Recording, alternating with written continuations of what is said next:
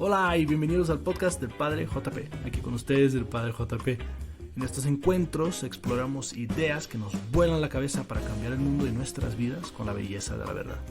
Me pueden encontrar en Instagram y TikTok como padre.jp y en Facebook como Padre JP. Ya estoy también en las principales plataformas de podcast para que nos busquen, sigan y denle a la campanita para no perderse ningún episodio.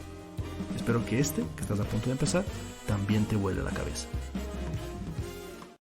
¿Qué tal, mis amigos? Aquí estamos probando un setting diferente que me ha costado mucho montar y ha sido un verdadero relajo grabar este episodio, pero aquí estamos finalmente y con un tema que llevo, como muchas veces empiezo diciendo en el podcast, llevo en el corazón porque siempre lo que comparto aquí con ustedes son cosas que básicamente he aprendido con mis dirigidos espirituales, en mi reflexión personal, en mi trabajo espiritual personal, y son cosas que me apasionan y que siento que eso, o sea, como que quiero que la gente que está escuchando este podcast siga enamorándose de Jesús, creciendo en su fe y tenga herramientas para entender también su propio trabajo espiritual.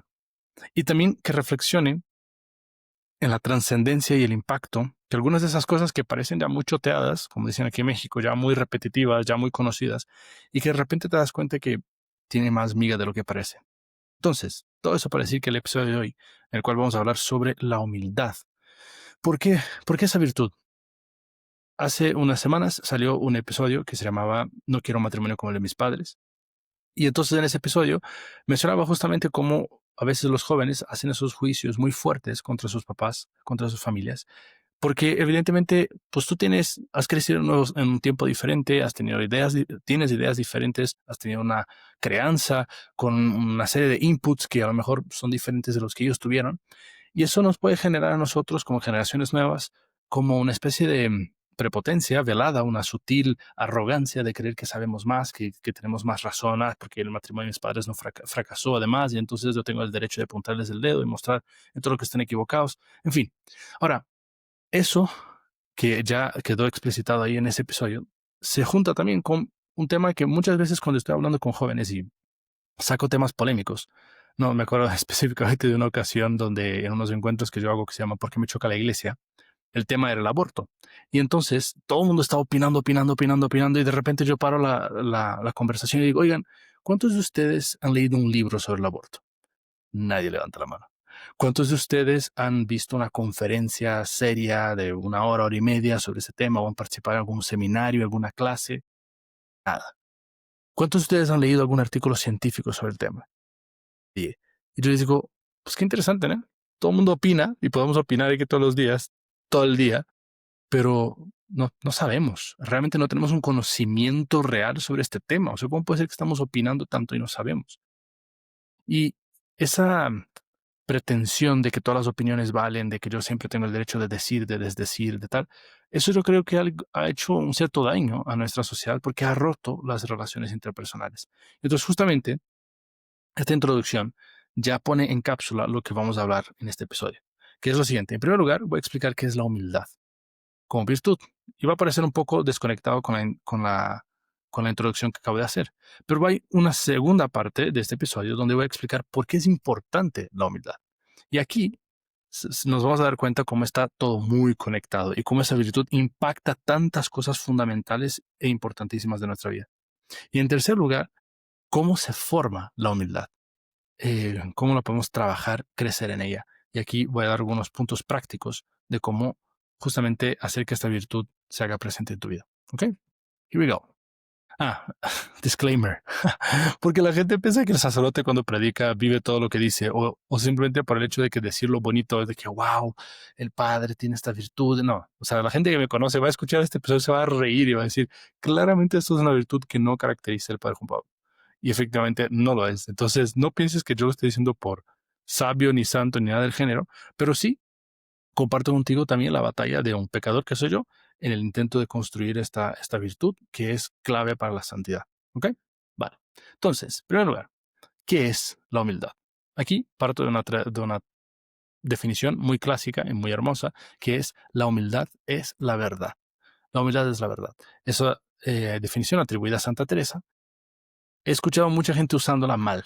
Y por eso empiezo también por aquí. Porque la gente dice, es que es una discusión que tuve con mi papá, con mi mamá, pues yo les dije que yo sí sé hacer esto y ellos no, y que ellos son unos tal por cual, que no tienen esas habilidades, etcétera, o con un amigo, con un compañero de trabajo, lo que sea. Y luego se excusan y dicen, "Ah, pues es que la humildad es la verdad, o sea, la verdad es que yo sí sé, la verdad es que sí soy bueno, la verdad es que soy mejor". Pero ningún maestro espiritual pensaría que esa es la interpretación de esa frase. Es al revés. La humildad es la verdad significa que una persona humilde conoce su verdad. ¿Y cuál es su verdad? ¿Cuál es su realidad? Es su pobreza, es su nada, es su pequeñez.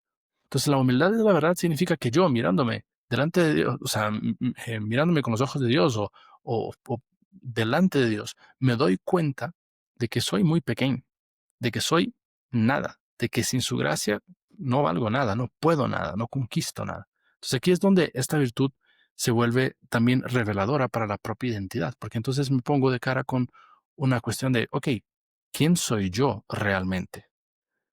¿No? Y esto es algo clave para lo que vamos a ver en esta segunda parte de la virtud de la humildad y por qué es importante. Esa humildad como verdad y que me lleva a mi realidad, me pone delante de una otra definición de la virtud de la humildad que también es presente en el Evangelio y en la tradición espiritual, que es la pobreza de espíritu. Recuerden que San Mateo empieza las bienaventuranzas diciendo, bienaventurados los pobres de espíritu, porque de ellos es el reino de los cielos. O sea, los pobres de espíritu son los pequeños, son los que pasan desapercibidos. Claro, o sea, hay una interpretación tal vez más contextual, histórica de los Anawim, que se llamaba en el tiempo de Israel, que era esa porción pequeña, esos abandonados, esos dejados atrás, esos incluso marginalizados, por usar una palabra que Papa Francisco usó muchas veces, para decir que de ellos es el reino, no de los grandes, de los reconocidos, los famosos, los que están al centro de la vida social. Pero esa pobreza, aplicada al espíritu, justamente, como dice Mateo, eh, yo creo que hay que leer las entrelíneas de su evangelio para después percibir ciertas cosas. Porque fíjense qué interesante. Después, en diversos momentos de su evangelio, creo que es Mateo 12, después 18 y 19, él usa la figura del niño, la figura justamente del pequeño, para decir también, cuando por ejemplo se acordarán de ese pasaje, cuando Jesús toma a un niño, lo pone entre los discípulos, porque los discípulos decían que se alejaran los niños para que estaban ahí estorbando, como cualquier misa dominical en una parroquia, ahí están los niños corriendo por todos lados. ¿Y Jesús qué dice? Dice, hey, aquí, o sea, no alejen los niños, de ellos es el reino de los cielos. O cuando hacen esa discusión también, de quién es el mayor, y Jesús pone un niño entre ellos y dice, de ellos es el reino de los cielos. Ahora, si en Mateo 5:3, en las bienaventuranzas, Jesús dice que bienaventurados los pobres de espíritu, porque de ellos es el reino de los cielos. Y más adelante dice, de los niños es el reino de los cielos. Entonces podemos interpretar que la pobreza de espíritu y ser niño son sinónimos. Es la misma cosa. ¿Por qué? Porque el niño, no porque el niño sea ingenuo, angelical, no se pelee, ¿no? O sea, a veces hay interpretaciones así un poco románticas, romantizando la figura del niño que no corresponde a la realidad. Cuando estoy con mis sobrinos, o cuando en alguna ocasión en la familia, en la escuela y tal, interactúo con los niños y se pelean, ¿no? Y es muy, muy interesante cuando tú dices a un niño de que pídele perdón y se emburra, bueno, así se dice en portugués, ¿no? Como que se hace esa cara de enojo, como que se encierra, ¿no? O sea, puede tener 3, 5 años, pero entiende muy bien lo que es un orgullo herido y no quiere doblegarse. Entonces, no es porque los niños son perfectos. Justamente al contrario, los niños saben que son limitados, que son pequeños, que son frágiles, que dependen de otros. Es esa conciencia, o sea, el niño, aunque tal vez no dimensiona a veces la consecuencia de sus acciones o de que él no está preparado para tomar una cierta, no sé, saltar de una cierta altura o lo que sea, a la vez el niño sabe que cuenta, que necesita de papá y mamá. Yo me acuerdo cuando era niño que, o sea, además vivía en una familia grande, numerosa, con muchos tíos y tal, como que parece que cualquier persona tenía derecho de regañarte, ¿no? Porque eres chiquito y sabes que, pues no tengo todas las respuestas, me equivoco y un tío, una abuela, pues un maestro, cualquier adulto, cualquier persona que era tal vez un poco más alta que tú, tenía el derecho de decir, estás haciendo esto mal, corrígete, ¿no? Y te podías enojar, te podías sentir herido, lo que sea, pero existe esa conciencia de que soy pequeño, no tengo todas las respuestas, no lo sé todo. Y es justamente eso es la humildad.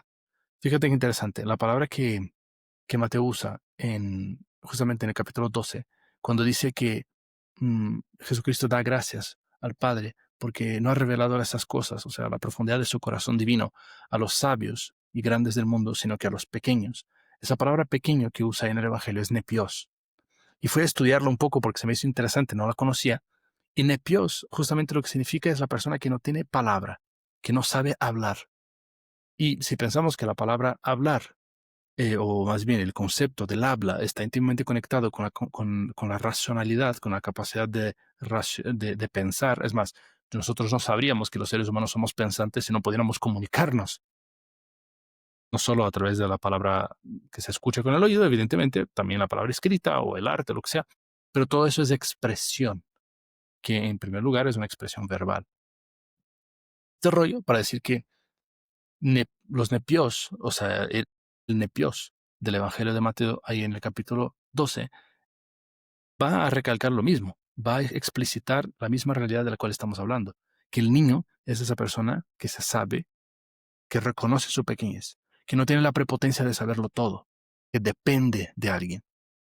Entonces, tal vez explicando el concepto de humildad a la luz de estas expresiones o con estas nociones, ya queda bastante claro por qué es tan importante la virtud de la humildad. Y aquí vamos entonces a la segunda parte, justamente, o sea, por qué es fundamental esta virtud.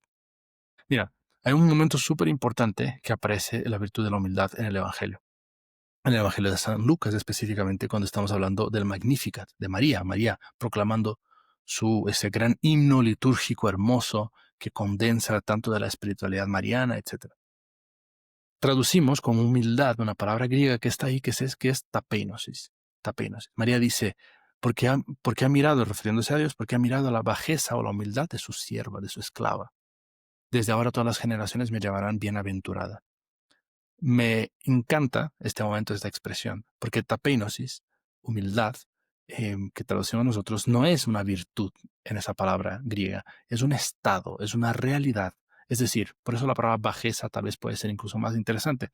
María reconoce que no es nada y dice, Dios ha mirado a esa nada y porque ha mirado a esa nada y porque soy nada, es que Él ha hecho grandes cosas en mí y todas las generaciones van a cantar mi grandeza. Entonces, ¿por qué es tan importante la humildad en este segundo punto? Porque es ella la que, abrazando mi nada, mi pequeñez, mi pobreza, reconociendo eso, efectivamente, que yo no soy gran cosa, permite entonces que Dios haga grandes cosas en mí. Es como si María estuviera diciendo, yo soy la criatura más pequeña que ha pasado por esta tierra. Imagínense que la Virgen Santísima, que no tenía pecado original, pensara eso. Y no solo pensara poéticamente, hermosamente, ¿no? O sea, no estaban ahí los paparazzi sacando fotos o la gente entrevistándola o no estaba haciendo un podcast como para presumir sus virtudes. Lo dijo porque realmente así lo creía.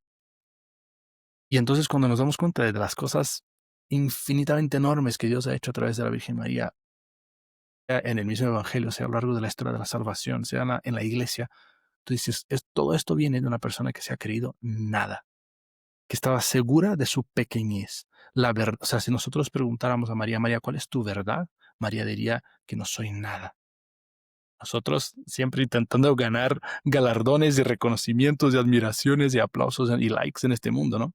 ¿Cómo actúa un alma que realmente está enamorada de Dios y que se conoce con los ojos de Dios? Y yo creo que ahí es donde la importancia de la humildad también va transformando mi identidad. Vamos a entender esto con profundidad.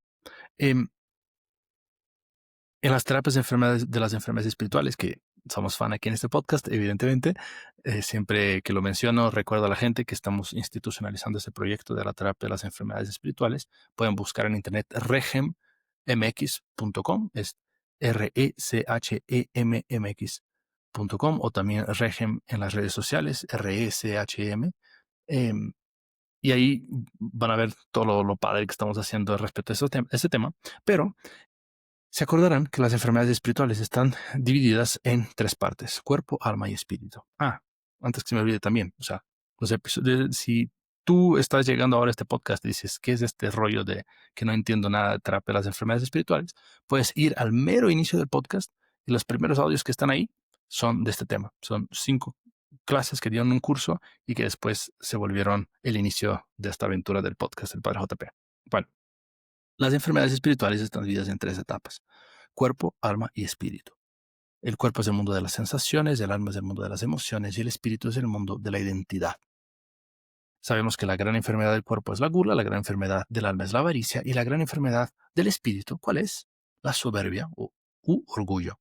No voy a entrar, evidentemente, en el mérito de todas las demás enfermedades, pero mi punto aquí es recordar que justamente en la dimensión más profunda de mi ser, que es donde se juega la identidad, ahí es donde está la enfermedad que pone en riesgo mi identidad. ¿Y cuál es esa enfermedad?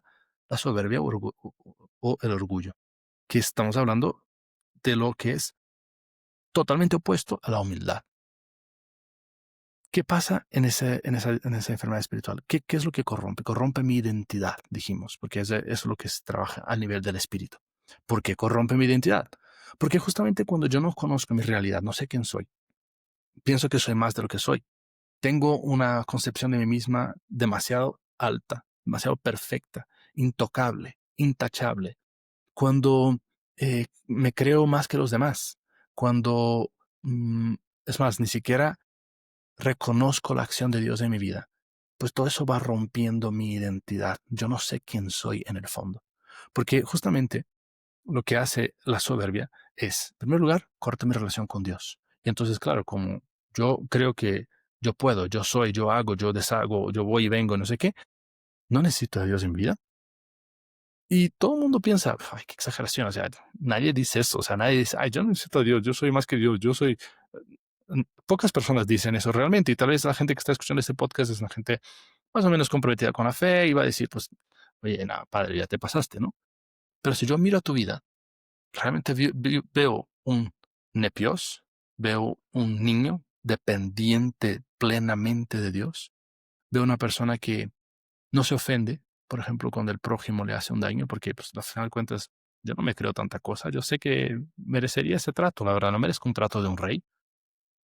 Eh, Justamente rompe la relación con Dios, la soberbia, luego la relación con el prójimo. Entonces yo no sé quién soy porque no sé, no me reconozco hijo de Dios, quiero ser Dios, no reconozco hermano de mi hermano, o sea, no tengo una relación de fraternidad, y entonces por eso de ahí nace la envidia, hija de la soberbia. Y no sé quién soy yo mismo porque nace de la soberbia la vanagloria que rompe la relación conmigo mismo. Entonces, la soberbia rompe la relación con Dios, la envidia la relación con el prójimo, la vanagloria la relación conmigo mismo. Envidia y vanagloria o vanidad son hijas de la soberbia, que está atacando aquí al nivel del espíritu y de mi identidad. No sé quién soy. El soberbio no sabe quién es. El soberbio pierde la noción de su contexto. O sea, imagínense que Lucifer, el príncipe de los ángeles, cuando, eso es la tradición teológica, cuando se le pasa, se le revela, por así decirlo, la encarnación, él se revela contra Dios y dice, non serviam, no voy a servir a un Dios que se hace hombre, que se hace menos que yo. Imagínate cómo perdió por completo el piso. Justamente lo que pasa cuando nosotros pues, nos llevamos de orgullo, perdemos el piso, pierdo la noción de que tengo un Dios por encima de mí, que yo soy menos, que mi realidad es mi pequeñez y que en esa pequeñez hay una hermosura y hay una belleza, porque desde esa primera tentación de la serpiente con Adán y Eva era, seréis vosotros como dioses. Es un poco como, sí, porque la verdad, si ustedes se ven en el espejo, dan asco, ¿no? O sea, la realidad que son ustedes es demasiado pequeña, es despreciable, despreciable, no sé cómo se dice en español, después lo busco. Bueno, el hecho es que ustedes son demasiado poco. ¿Sí? Por eso tienen que cambiar, por eso tienen que usurpar la posición de Dios comiendo ese fruto prohibido que era justamente el conocimiento del bien y del mal, que era como el límite que Dios le había puesto, y que disfruten de todo el jardín, de todo el Edén, pero reconozcan que yo soy Dios y reconozcan que ustedes son criaturas. La humildad, por lo tanto, mantiene la armonía también del ecosistema espiritual, donde por así decirlo, la jerarquía está clara y establecida. Dios es Dios, yo no soy Dios. Dios está ahí arriba, yo estoy acá abajo. Es fundamental, es muy importante que eso quede siempre claro, que eso quede claro para también establecer en mi relación con Dios esa solidez de que uno, mi pobreza es bella a los ojos de Dios y y puede volverse la oportunidad y el espacio de acción de ese Dios enorme en mi vida. Recuerda esa frase de San Pablo, cuando soy débil, entonces es que soy fuerte. Y entonces no solo, o sea, mantiene la jerarquía, me mantiene delante de un Dios que es mi Padre, me recuerda que soy hijo, permite que Dios actúe en mi vida. Todos esos son los frutos de la humildad. Permite que Dios actúe en mi vida. El soberbio no deja que Dios actúe en su vida. El soberbio no vive como hijo. El soberbio no reconoce a Dios. El soberbio es un verdadero ateo. No, no solo, repito, en la cabeza, sino que en la práctica. Y eso es lo preocupante, porque otra vez alguien dirá, pues es que yo no estoy en estas, padre. Pero si realmente miramos cómo estamos actuando, pues de repente sí estamos en esas, de repente sí estoy actuando como una persona que vive sin Dios, que en la práctica está buscando solo eso, o sea, reafirmarme mi certeza, me da igual lo que piensa Dios, me da igual lo que hace Dios, en fin, como que, y después el prójimo es mi competencia, ¿no? Estoy compitiendo con mi prójimo, no estoy yo eh, viendo a mi hermano como tal, porque tampoco veo a mi padre como tal. Es muy profundo el impacto que el orgullo tiene y también es muy profunda la transformación que la humildad trae a nuestras vidas.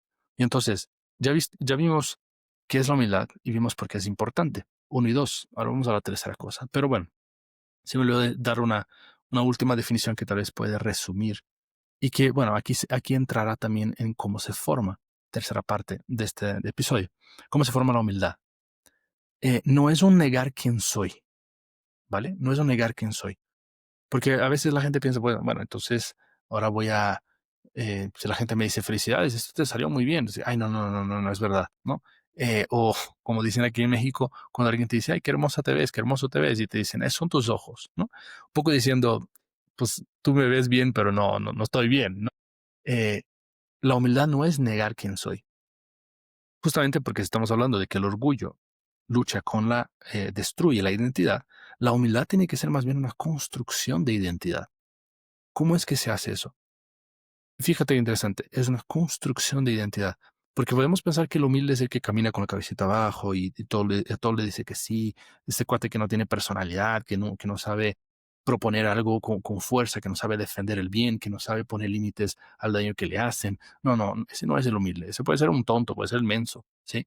El humilde, más bien, como tiene una identidad tan sólida y tan fuerte, pues le da igual que le hagan daño a su imagen, que le hablen mal, que le critiquen, que digan esto, el otro de él. O sea, como que le da un poco igual, ¿sabes? ¿Por qué? Porque él tiene al final de cuentas esa seguridad, esa fortaleza de quién es. Sobre todo porque su relación con Dios está muy sólida. Porque la humildad es la verdad. Y la verdad no es solo que soy pobre y débil, también la gran verdad es que soy hijo de Dios. Y entonces, la verdadera definición de humildad debería ser verme con los ojos de Dios, verme como el Padre me ve. Eso debería ser la humildad. Y aquí es como se forja esa humildad, aprendiendo a verme con estos ojos. Cuanto más me miro con los ojos de Dios, más disfruto quién soy. Porque es así como Dios me ve. Dios me ve con gozo, Dios me ve con alegría, con entusiasmo, con pasión. Claro que yo quiero ser ese hijo en los brazos de Dios, aunque signifique ser simplemente un bebecito que solo llora, duerme, come y hace popó. No me importa. No hace grandes cosas, no tiene grandes logros, no saca likes en redes sociales, no consigue una medalla olímpica, no importa, porque lo que importa es ser hijo de Dios y esa pequeñez me hace estar en sus brazos, ¿no? Un poquito como cuando los niños van creciendo y ya no quieren estar en los brazos de papá y mamá y hacen todo su berrinche para que los suelten en el centro comercial, en la iglesia, porque quieren caminar, porque quieren ser independientes. La vida espiritual va en la dirección contraria, deshacerme dependiente. Cuanto más en los brazos de Dios Padre yo esté, mejor. ¿Cómo se forma la humildad? Aprendiendo a verme con los ojos de Dios Padre. Y yo creo que ese gozo, esa alegría que Dios Padre nos ve, nos va a fortalecer mucho la identidad y nos va a dar la verdadera reafirmación que necesitamos. No la que viene de la envidia cuando necesito estar encima de mi hermano, no la que viene de la vanagloria que me hace salir de mí mismo y vivir para los aplausos y reconocimientos ajenos. Todo eso es pequeño, todo eso es demasiado transitorio. No, me pone delante del gozo, de la alegría, del entusiasmo del Padre. Les comparto que para mí fue todo un proceso, el aprender también eso que les estoy diciendo. Me encanta predicar y creo que Dios, así con la sencillez que corresponde, pero creo que Dios me ha dado un don para transmitir su palabra a través del podcast, a través de las predicaciones que el Señor me ha permitido vivir. Pero por muchos años eso fue un conflicto enorme para mí, un conflicto enorme de que, pues es que si me pongo ahí, si me pongo a predicar, si me pongo a decir, pues, o sea, la gente va a acercarse y va a decir, ay, qué bonito padre, no sé qué qué bien predicas y no sé qué, y uno se puede llenar de orgullo y de vanidad, ¿no?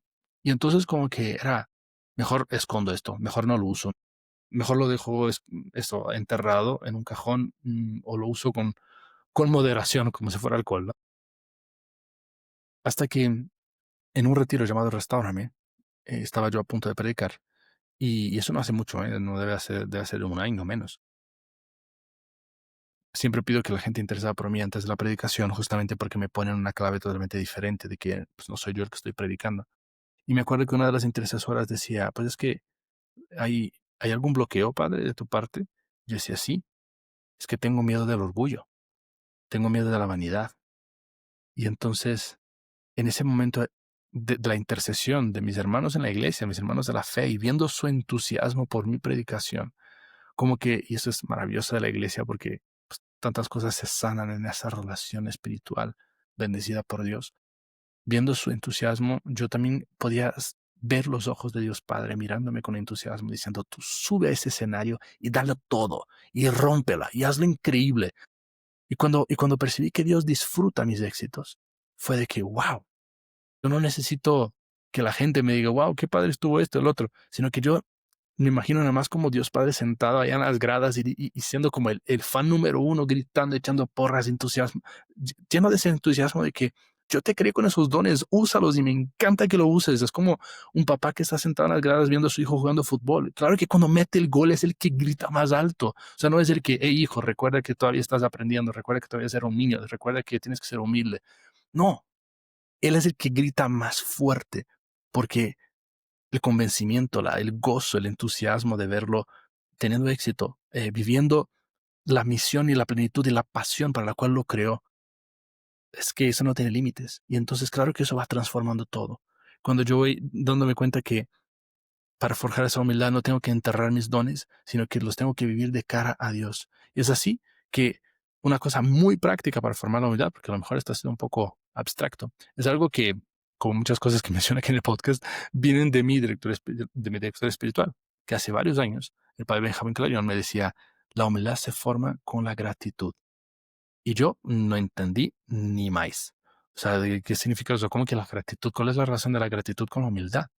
Y justamente es esa, que cuando yo estoy viviendo mis cualidades, mis dones, de cara a Dios, yo me doy cuenta que esas cualidades y esos dones no son míos. Yo los recibí. Yo no podía nada sin ellos. Yo sin la gracia no soy nada. Y entonces me nace naturalmente decir, Padre, Abba, qué gozada es disfrutar de esto contigo. Qué gozada es tener estos regalos que tú me has dado para ponerlos al servicio de Dios, de la iglesia, de la misión. Qué cosa tan hermosa, señores, que me hayas dado ese don de la predicación, ese don de la música, ese don del arte, ese don, qué sé yo, cada uno con sus propios dones, de las matemáticas, de la administración, de la comunicación. Qué maravilla que tú me hayas dado esos dones, Señor, para servirte, para hablar de tu gloria, para repartir tu amor en el mundo. O sea, de verdad disfruto usarlos porque veo cómo tus ojos brillan.